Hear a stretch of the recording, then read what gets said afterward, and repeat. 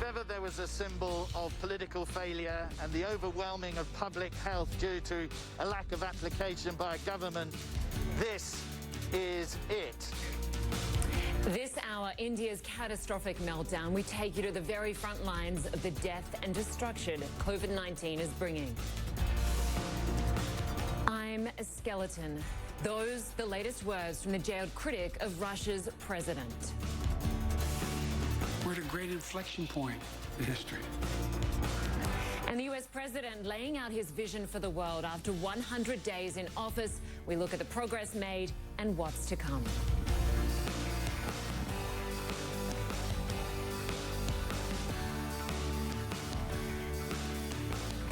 I'm Lynda Kinkade, sitting in for Becky Anderson. Welcome to Connect the World.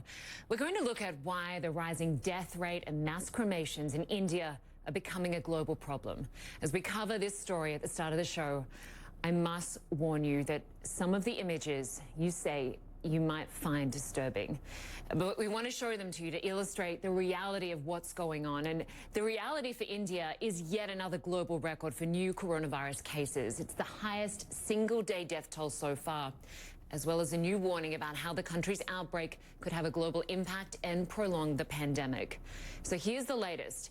India is reporting nearly 380,000 new cases today, amassing 1 million infections in just the past 3 days. The total cases above 18 million. Another 3,600 people died of COVID-19 just today. But as we've been telling you this week, health officials both inside and outside India believe the actual number of cases and deaths is much higher. So where is the hope? Medical equipment and supplies are starting to arrive from all over the world. These are oxygen concentrators and ventilators from Russia, and they will help save lives. But to stop the surge, India is going to have to speed up its vaccine rollout. It's opening vaccinations to everyone over 18 and older starting Saturday, and more than 13 million newly eligible people registered for their shots today. But as you know, India has a long way to go. Vaccine lines are long, and so far only 9% of the population in a country of nearly 1.4 billion people have gotten jabs. Speed is essential as troubling variants take hold.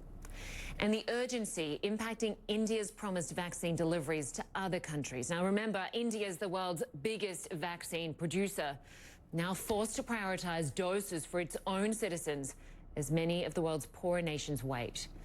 And now one doctor in the US is warning if India doesn't get the help it needs, there could be an explosion of cases around the world. We've been showing you scenes this week of crematoriums operating in some Indian cities around the clock, and our Sam Kiley is at one of them in New Delhi. We can just see behind you so many piles burning. Just give us a sense of what you're seeing, and again, a warning to our viewers that you might find some of these images disturbing. Well, Lynda, just in this area alone, it's about the size of 3/4 of a football pitch. There are close to 50 pyres burning. This crematorium believed it would probably process about 150 bodies today.